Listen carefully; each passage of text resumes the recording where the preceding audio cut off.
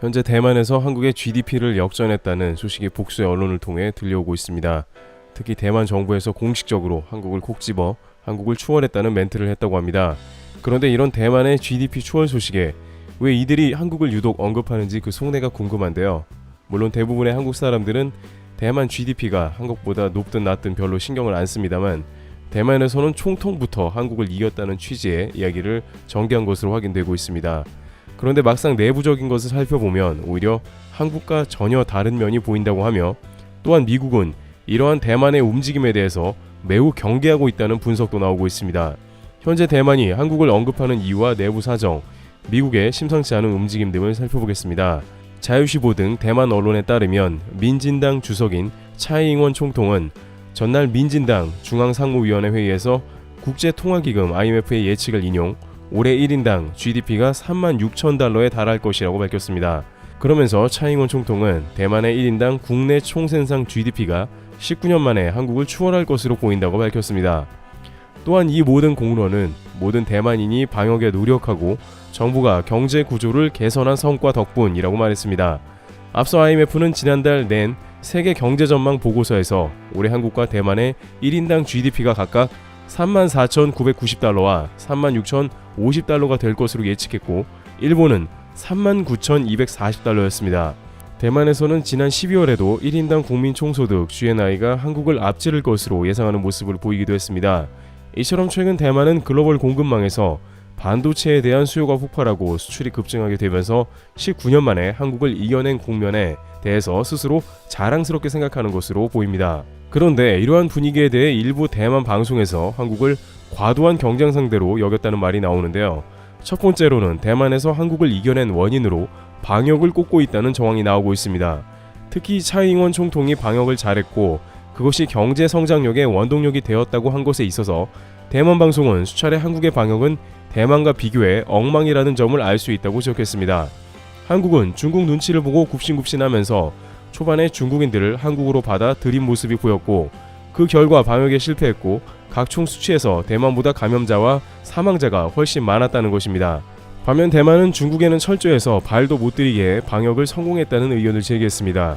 그 방송에서는 방역에 있어서는 한국과 대만을 비교할 필요조차 없고 대만이 무조건 이겼다고 했으며, 그러한 방역이 바탕이 되어서 결국 대만이 한국을 이겨낸 계기가 된 것이라고 이야기했습니다. 그러면서 실제 한국의 경제 성장률은 당시 마이너스 1.9%였고 대만은 2.5%의 성장률로 예상한다고 말했습니다. 또한 사실은 2017년부터 대만은 한국을 GDP 등 모든 지표에서 이기고 있었다는 설명을 전하면서 지금 대만이 한국 GDP를 역전한 것은 결국에는 예상된 일이었다는 취지의 발언을 이어가고 있습니다. 그러면서 20년 전에는 한국이 대만 발밑에 있었다라며 다소 도발적인 언행까지 곁들였습니다. 또한 대만에서는 한국이 이렇게 애를 먹고 있는 것은 바로 다름 아닌 친중 정책이라는 의견을 내고 있습니다. 한국에서 지나치게 중국에 몰두하다 보니 결국 미국 등이 외면했다는 이야기를 하고 있습니다. 확인되지 않은 낭설임에도 불구하고 대만에서는 그 이유로 TSMC의 성공을 들고 있습니다.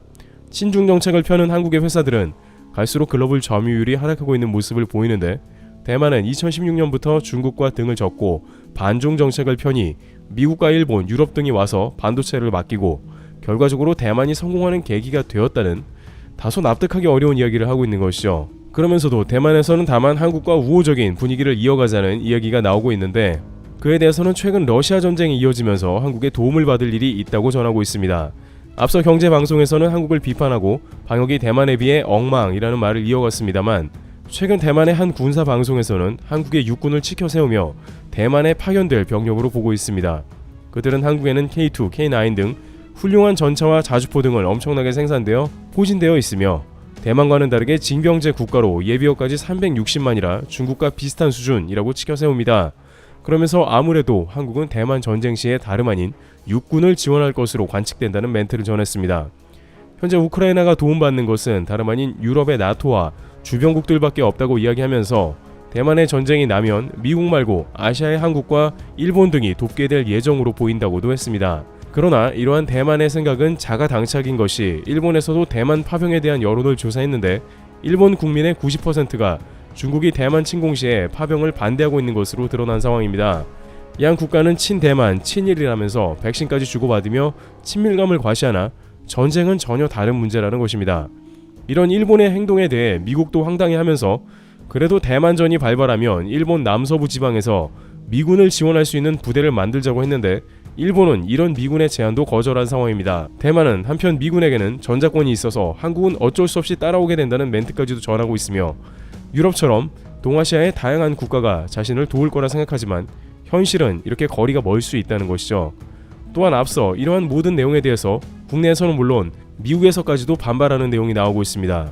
우선 대만에서 한국에 대한 경쟁심은 알겠지만 단순 GDP만으로는 경제를 설명하는 건 우스운 일로, 예를 들어 북유럽의 수많은 나라들은 GDP가 5만 달러를 넘지만 한국보다 훨씬 잘 산다고 말할 수는 없습니다. 한국은 무역 규모에서 전세계 10위권 국가이고 경쟁하는 국가들도 말 그대로 자원 부국들과 경쟁하고 있습니다. 아무것도 나지 않는 땅에서 인적 자원으로 무역 규모를 세계 10위권으로 가져간 나라는 거의 없으며 게다가 국토에서 전쟁이 난 개발도상국으로는 선진국 진입은 한국이 유일한 것으로 보입니다. 그리고 한국은 기간산업 자체와 제조업 등의 발달 양상이 대만과 규모 자체가 다른 국가입니다.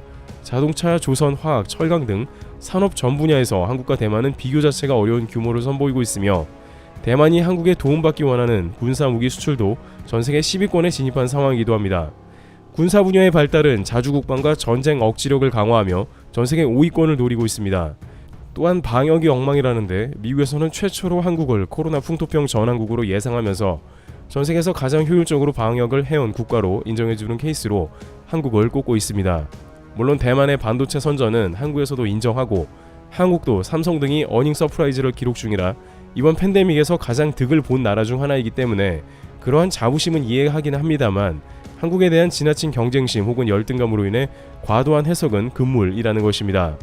막상 대만 시민들도 정치권에서 대만이 한국을 이겼다는 것에 대해서 오히려 비웃기도 하는 모습인데 한국의 최저임금이 대만보다 30% 정도 높고 대만 시민 생활 수준이 나아지지 않는다는 것입니다.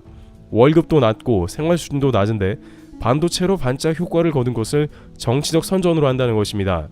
실제 이에 대해서도 대만 언론 대만15 등에서는 대만의 반도체 업체 사람들만 좋은 일이다 라며 대만의 다른 업체는 나아진 게 하나도 없고 오히려 반도체가 무너지면 끝이다 라며 걱정합니다.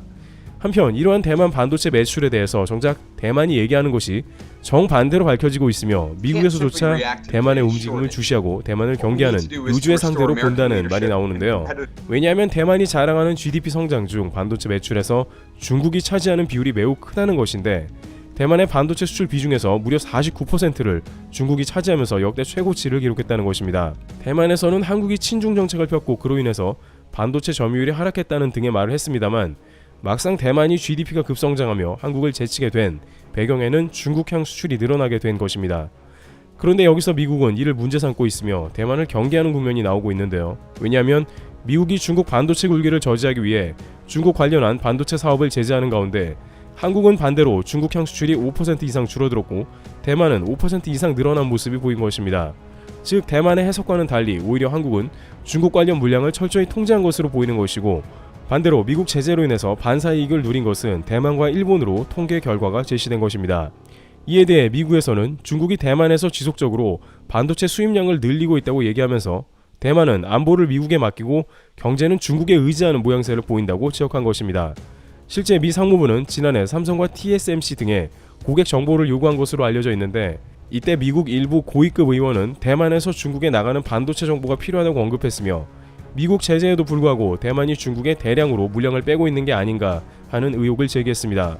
또한 대만이 중국에 물량을 몰아주다 보니 정작 미국의 반도체가 모자란다는 말도 나왔습니다. 당시 업계에서는 미국의 이러한 정보 요구가 지나치다며 한국 업계들도 질색하는 모습을 보였으나 이는 다름 아니라 미국의 반도체 부족이 대만에 의해 야기된 게 아니냐는 의심 가운데 제기된 것입니다. 아직 중국의 반도체 굴기는 제대로 성공하는 양상을 보이지 못하는 국면이 지속되고 있는 모습이기에 중국은 대만의 반도체가 반드시 필요하기 때문에 어쩔 수 없이 대량 수입하는 모양새인데 대만이 웃돈을 얹어주는 중국의 반도체를 있는 대로 출하하면 효과가 떨어지는 것이며 그 사이에 중국은 시간을 벌어서 반도체 투자와 굴기에 집중할 수 있도록 만들어주는 것입니다. 미국은 정작 대만의 안보는 제공해주지만 중국 반도체 패권 저지에 큰 효과를 못 본다는 것입니다. 물론 대만과 중국의 반도체 수출입에 대해서 오히려 중국이 대만 반도체를 많이 사들이기 때문에 전쟁이 날 가능성이 줄어들고 대만을 스스로 지키는 효과가 있다는 말도 나옵니다만 언젠가는 중국이 대만이 필요 없어지면 역으로 대만을 공격하는 것도 성립이 되기 때문에 대만 스스로도 중국의 반도체 공급을 조절하며 경제적으로 기대지 말아야 한다는 의견이 나옵니다. 그 가운데 한국에 대한 과도한 경쟁의식과 언론 등의 발표도 자제할 필요도 있을 것입니다. 트래블TV였습니다. 감사합니다.